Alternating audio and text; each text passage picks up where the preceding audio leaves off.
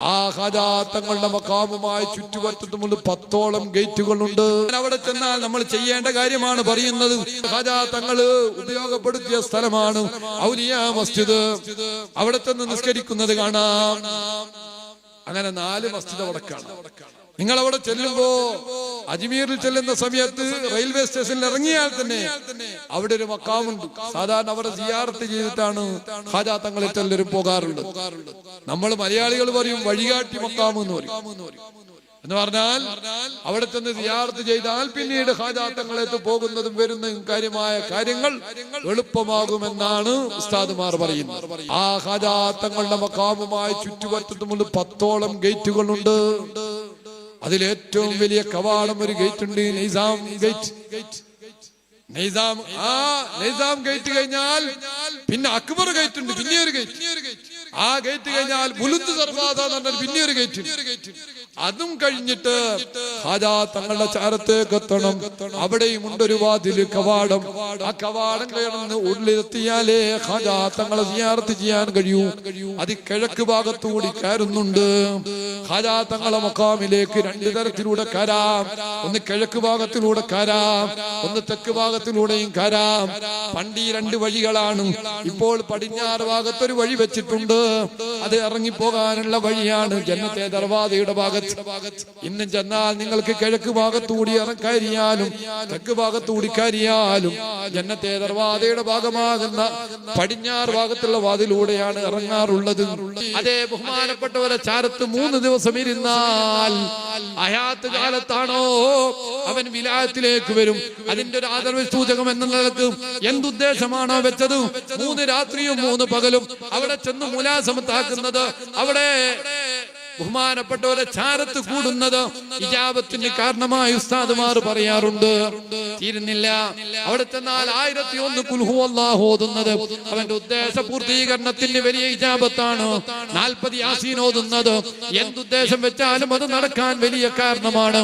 അങ്ങനെ അത്ഭുതകരമായ ഇജാബത്തുള്ള കേന്ദ്രമാ.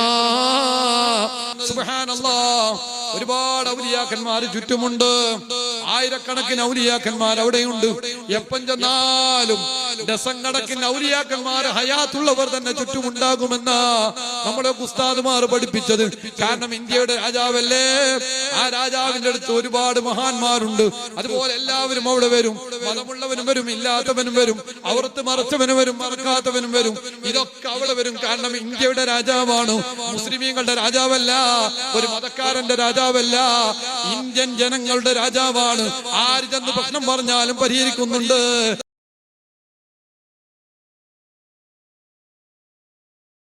ഖാജാ തങ്ങൾ വഫാത്തായപ്പോ അവിടുത്തെ നെറ്റിത്തടത്തിൽ എഴുതി വെച്ചതാ. ഇന്നും അവിടെ ചെന്നാൽ ഖാജാ തങ്ങളുടെ തലയുടെ ശറഫാക്കപ്പെട്ട തലയുടെ ഭാഗത്തൊരു ചുമര് കാണാം. ആ ചുമരിന്റെ ഇപ്പുറത്ത് സ്വർണ്ണ ലിപിയിൽ എന്ന് പറഞ്ഞ സ്വർണത്തിന്റെ കളറിൽ എഴുതി വെച്ചത് കാണാം. ഹദാ ഹബീബുല്ലാഹ് മാത ഫീ ഹുബ്ബില്ലാഹ്. അവിടെ ചെന്ന് പലരും ആ ചുമരിങ്ങനെ പിടിച്ചുകൊണ്ട് പലരും ദുആ ചെയ്യുന്നത് കാണാം. മഹാന്മാർ പറയുന്നു ബഹുമാനപ്പെട്ടവരുടെ തലയുടെ ഭാഗത്തും അവിടെ വെച്ച് ഒരുപാട് ഔലിയാക്കന്മാർ ദുആ ചെയ്തിട്ടുണ്ട്. അവിടെ ചെന്ന് ദുആ ചെയ്യുന്നത് ഇജാബത്തിന്റെ ഒരു കാരണമാ. അതുപോലെ ജന്നത്തെ ദർവാസ എന്ന് പറയുന്ന ഒരു വാതിലുണ്ട്. അവിടെ വെള്ളിയാൽ നിർമ്മിച്ചൊരു ദർവാസ, ജന്നത്തെ ദർവാസ. ബഹുമാനപ്പെട്ടവർ ഇബാദത്തിനിരുന്ന സ്ഥലമാണ്. അവിടെ ഇപ്പോൾ ഒരു കവാടമാക്കി വെച്ചിട്ടുണ്ട്. അവിടെ ഒരു വാതിലുണ്ട്. ആ വാതിൽ കൊല്ലത്തിൽ 2 തവണ മാത്രമേ തുറക്കാറുള്ളൂ. ഒന്ന് മുഹറത്തിലാണ് എന്റെ ഓർമ്മ ശരിയാണെങ്കിൽ, രണ്ടാമത്തത് ഉറൂസിനാണ്. അതിലൂടെ കടക്കുന്നവർ അതേ ബഹുമാനപ്പെട്ടവരുടെ ശഫാഅത്ത് കിട്ടാനുള്ള ഒരു കാരണമായി അവിടുത്തെ മുഹബ്ബീങ്ങളൊക്കെ പറയാറുണ്ട്. 4 മസ്ജിദോളം അവിടെ കാണാം. 4 മസ്ജിദ് ഖാജാ തങ്ങളുടെ ചാരത്തുണ്ട്. അതിൽ 2 പള്ളിയിൽ ജുമുഅ നടക്കുന്നുണ്ട്. അത് 2 ഹനഫി മദ്ഹബിലാണ് ജുമുഅ നടക്കുന്നത്. അത് ഒന്ന് ഷാജഹാൻ പള്ളിയാണ് ബഹുമാനപ്പെട്ടവരുടെ പടിഞ്ഞാറ് ഭാഗത്തുള്ളത്. അതേ മാർബിൾ പള്ളി എന്നാണ് പറയുന്നത്. അതിന്റെ തൂണ് മാർബിളാണ്, അതിന്റെ വാർപ്പ് മാർബിളാണ്, അതിന്റെ ചുമര് മാർബിളാണ്, അതിന്റെ കോണിപ്പടി മാർബിളാണ്, അതിന്റെ പിടി മാർബിളാണ്, അതിന്റെ സ്വഫ് മാർബിളാണ്, അതിന്റെ മിമ്പർ മാർബിളാണ്. അതിന്റെ എല്ലാ ഭാഗവും മാർബിളാണ്, മരം തൊടാതെ നിർമ്മിച്ച മാർബിൾ പള്ളി എന്ന് പറയുന്നു. ഒന്ന് ചെന്നുപോയി ഇതൊക്കെ ഒന്ന് കണ്ട് ആസ്വദിക്കുന്നതും അവിടത്തേക്ക് ഔറംഗസീബിനെ പോലോത്ത, ഷാജഹാൻ ചക്രവർത്തിയെ പോലോത്ത അന്നത്തെ കാലത്തെ മുഗൾ രാജാക്കന്മാർ ചെയ്തു വെച്ചിട്ടുള്ള ബഹുമാനപ്പെട്ടവരോട് ആദരവ് സൂചകമായി ചെയ്ത ഖിദ്മത്തിന്റെ ഭാഗമാ ഈ മാർബിൾ പള്ളി. അതുപോലെ പലതും അവിടെ വെച്ചിട്ടുണ്ട്, ഒരുപാട് നിർമ്മിതങ്ങളുണ്ട്. ഈ മാർബിൾ പള്ളി ഷാജഹാൻ പള്ളി എന്നാണ് പറയാറുള്ളത്. അത് അവിടെ ജുമാ നടക്കുന്ന, വലിയ ജുമാ നടക്കുന്ന പള്ളിയാണത്. പിന്നെ കാണാമെന്ന് അക്ബർ പള്ളി, അതിന്റെ തൊട്ടടുത്താണ്, അവിടെയും ജുമാ നടക്കുന്നുണ്ട്. ഷാജഹാൻ പള്ളിയുടെ ജുമാ കഴിഞ്ഞ് ഏകദേശം 1 മണിക്കൂർ കഴിഞ്ഞാൽ അക്ബർ പള്ളിയിലും ജുമയുണ്ട്. അതേ വലിയ ജുമാ നടക്കുന്നത് ഷാജഹാൻ പള്ളിയിലാണ്. അക്ബർ പള്ളിയിൽ ഉണ്ട് ജുമാ. അവിടെ ജുമാക്ക് ശേഷം 2 സ്ഥലത്തും ഹബീബായ മുത്തുനബി തങ്ങളുടെ മൗലിദുണ്ട്. ജുമാക്ക് ശേഷം മൗലിദ് ഓതുന്നത് കാണാം. യാ നബി സലാം അലൈക്കും, യാ റസൂൽ സലാം അലൈക്കും. പണ്ടുകാലം മുതലേ നടത്തി വരുന്ന മൗലിദ് അവിടെ ഓതുന്നത് കാണാം. എന്തിനേറെ പിന്നെ കാണാം ബഹുമാനപ്പെട്ടവരുടെ മക്കാമിനോട് ചാരി നിന്നിട്ട് ഒരു പള്ളി, സന്തൽ മസ്ജിദ് എന്ന് പറയും, ചന്ദനപ്പള്ളി. ആ ചന്ദനപ്പള്ളിയും അവിടുത്തെ പള്ളിയാ. ആ ചന്ദനപ്പള്ളിയിൽ നിങ്ങൾ ചെന്നാൽ ഇമാമ് നിൽക്കുന്നത് നിങ്ങളൊന്ന് ശ്രദ്ധിച്ചു നോക്കണം. ഇമാമ് നിന്ന് കഴിഞ്ഞാൽ ദുആ ചെയ്യുമ്പോൾ നമ്മളൊക്കെ വലത്തോട്ട് തിരിഞ്ഞിരിക്കും. എന്നാൽ അവിടെ ഇടത്തോട്ടാണ് തിരിഞ്ഞിരിക്കുന്നത്. എന്തേ കാരണം? വലത്തോട്ട് തിരിഞ്ഞിരുന്നാൽ ഇമാമിന്റെ പിൻഭാഗം ഹാജാ തങ്ങളെ കൊള്ളയായി പോകും. അത് അദബുകേടാണ് എന്ന് മനസ്സിലാക്കി പണ്ടേ മഹാന്മാർ അവിടെ ഇടതുഭാഗത്തേക്ക് തിരിഞ്ഞു. അത് ഇന്നും അത് തുടരുന്നു അവിടെ. പിന്നെ ഒരു പള്ളിയുണ്ട്, ഹാജാ തങ്ങൾ നിസ്കരിച്ച ആ കാലഘട്ടത്തിലുള്ള പള്ളി. ഇതൊക്കെ പിന്നീട് പല ചക്രവർത്തിമാരും പലരും നിർമ്മിച്ചതാണെങ്കിൽ ഹാജാ തങ്ങൾ നിസ്കരിച്ച ഒരു പള്ളിയുണ്ട്. ആ പള്ളിയുടെ പേരാണ് ഔലിയ മസ്ജിദ്. ഇന്നും ചെന്നാൽ അവിടുത്തെ കിഴക്ക് ഭാഗത്ത്, വടക്ക് ഭാഗത്ത്, കിഴക്ക് വടക്കേ മൂലയിലായി സ്ഥിതി ചെയ്യുന്ന ഒരു പള്ളിയാണ് ഹാജാ തങ്ങൾ നിസ്കരിച്ച പള്ളി, ഔലിയ മസ്ജിദ്. അവിടെ ചെന്ന് മുഅ്മിനീങ്ങളൊക്കെ 2 റക്അത്ത് നിസ്കരിക്കാറുണ്ട്. കാരണം മഹാന്മാർ നിസ്കരിച്ച സ്ഥലം അത് ബറക്കത്തുള്ളതാണ്. മഖാം ഇബ്രാഹിമിന്റെ പിന്നിൽ വെച്ച് നിസ്കരിക്കുന്നത് ബറക്കത്താണ്. കഅബയുടെ അടുത്ത് ചെന്ന് നിസ്കരിക്കുന്നത് ബറക്കത്താണ്. കാരണം അവിടെയെല്ലാം മഹാന്മാർ നിസ്കരിച്ചതാണ്. മുത്തുനബി സല്ലല്ലാഹു അലൈഹി വസല്ലമ തങ്ങൾ ഉപയോഗപ്പെടുത്തിയ സ്ഥലമാണ്. എന്നാൽ അജ്മീർ ഹാജാ തങ്ങൾ ഉപയോഗപ്പെടുത്തിയ സ്ഥലമാണ് ഔലിയ മസ്ജിദ്. അവിടെ ചെന്ന് നിസ്കരിക്കുന്നത് കാണാം. അങ്ങനെ 4 മസ്ജിദ് അവിടെ കാണാം. നിങ്ങൾ അവിടെ ചെല്ലുമ്പോ, അജ്മീറിൽ ചെല്ലുന്ന സമയത്ത് റെയിൽവേ സ്റ്റേഷനിൽ ഇറങ്ങിയാൽ തന്നെ അവിടെ ഒരു മക്കാമുണ്ട്. സാധാരണ അവിടെ സിയാറത്ത് ചെയ്തിട്ടാണ് ഹാജാ തങ്ങളെ ചെല്ലരും പോകാറുള്ളത്. നമ്മൾ മലയാളികൾ പറയും വഴികാട്ടി മക്കാമ് എന്ന് പറയും. എന്ന് പറഞ്ഞാൽ അവിടെ ചെന്ന് സിയാറത്ത് ചെയ്താൽ പിന്നീട് ഹാജാ തങ്ങളെത്ത് പോകുന്നതും വരുന്നതും കാര്യമായ കാര്യങ്ങൾ എളുപ്പമാകുമെന്നാണ് ഉസ്താദുമാർ പറയുന്നത്. അവിടെ സിയാറത്ത് ചെയ്ത് യാസീനൊക്കെ ഓതി സിയാറത്ത് ചെയ്തിട്ടാണ് ഹാജാ തങ്ങളുടെ ചാരത്തേക്ക് 1 കിലോമീറ്ററോളം നടക്കാനുണ്ട്. സൈക്കിൾ റിക്ഷയുണ്ട്, ഓട്ടോറിക്ഷയുണ്ട്, മറ്റു വാഹനങ്ങളൊക്കെയുണ്ട്, അതിലും പോകാം. നിങ്ങൾ ചെന്നാൽ വലിയൊരു കവാടം കാണാം. ആ ഹാജാ തങ്ങളുടെ മഖാമുമായി ചുറ്റുവട്ടത്തുമുണ്ട് 10ഓളം ഗേറ്റുകളുണ്ട്. അതിലേറ്റവും വലിയ കവാടം ഒരു ഗേറ്റ് ഉണ്ട്, നൈസാം ഗേറ്റ്. നൈസാം ഗേറ്റ് കഴിഞ്ഞാൽ പിന്നെ അക്ബർ ഗേറ്റ് ഉണ്ട്, പിന്നെ ഒരു ഗേറ്റ്. ആ ഗേറ്റ് കഴിഞ്ഞാൽ ബുലുന്ദ് ദർവാസ എന്ന് പറഞ്ഞാൽ പിന്നെ ഒരു ഗേറ്റ്. അതും കഴിഞ്ഞിട്ട് ഹാജാ തങ്ങളുടെ ചാരത്തേക്ക് എത്തണം. അവിടെയും ഉണ്ടൊരു വാതില്, കവാടം. ആ കവാടം കയറുന്ന ഉള്ളിലെത്തിയാലേ ഹാജാ തങ്ങളെ സിയാറത്ത് ചെയ്യാൻ കഴിയൂ. അത് കിഴക്ക് ഭാഗത്തുകൂടി കയറുന്നുണ്ട്. ഹാജാ തങ്ങളെ മഖാമിലേക്ക് 2 തരത്തിലൂടെ കയറാം. ഒന്ന് കിഴക്ക് ഭാഗത്തിലൂടെ കയറാം, ഒന്ന് തെക്ക് ഭാഗത്തിലൂടെയും കയറാം. പണ്ട് ഈ 2 വഴികളാണ്. ഇപ്പോൾ പടിഞ്ഞാറ് ഭാഗത്തൊരു വഴി വെച്ചിട്ടുണ്ട്. അത് ഇറങ്ങിപ്പോകാനുള്ള വഴിയാണ് ജന്നത്തെ ദർവാസയുടെ ഭാഗത്ത്. ഇന്നും ചെന്നാൽ നിങ്ങൾക്ക് കിഴക്ക് ഭാഗത്തുകൂടി കയറിയാലും തെക്ക് ഭാഗത്തുകൂടി കയറിയാലും ജന്നത്തെ ദർവാസയുടെ ഭാഗമാകുന്ന പടിഞ്ഞാറ് ഭാഗത്തുള്ള വാതിലൂടെയാണ് ഇറങ്ങാറുള്ളത്. അതിപ്പോ അടുത്ത് തുടങ്ങിയതാണ്. ഏതായാലും ഇരിക്കട്ടെ, തെക്ക് ഭാഗത്തൂടെ കയറുന്ന സമയത്ത് വലതു ഭാഗത്തൊരു മക്കാമ് കാണാം.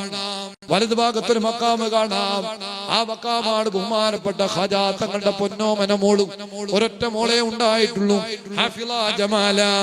ജനിക്കുമ്പോൾ തന്നെ സംസാരിക്കാൻ തുടങ്ങിയപ്പോൾ പരിശുദ്ധ കലാമാകുന്ന ഖുർആൻ ഓതുന്നു.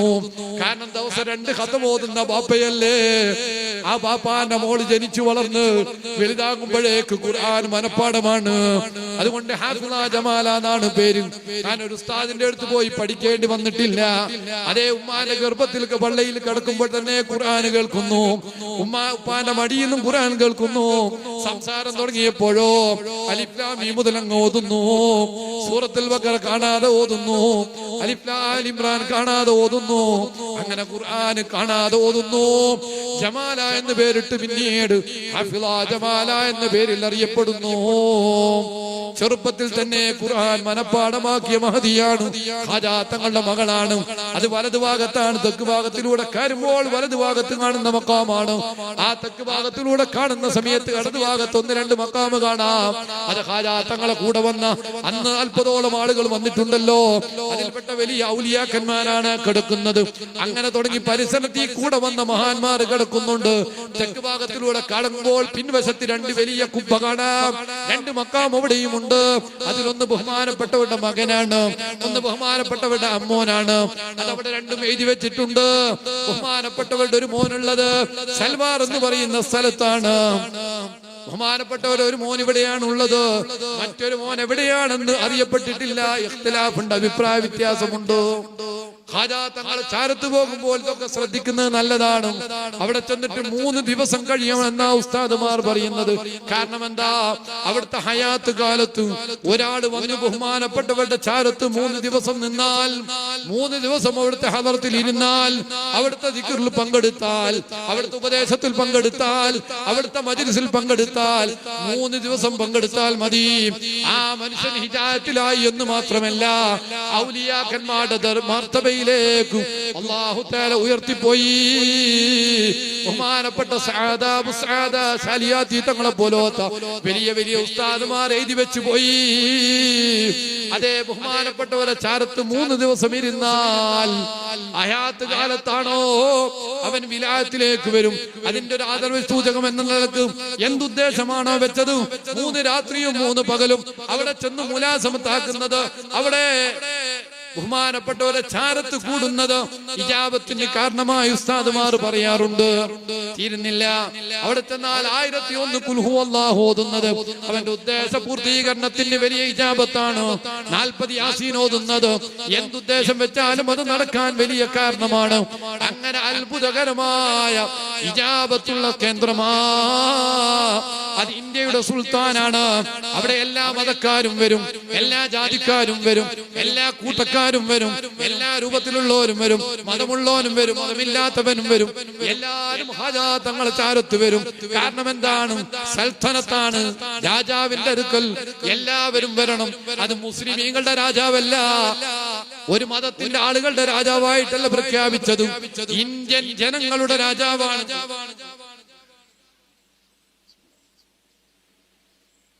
എല്ലാവരും സഹായിക്കണമെന്നാണ് ആ ബക്കറ്റുമായി നമ്മളെ മുന്നിൽ വരുന്നതിന്റെ അർത്ഥം.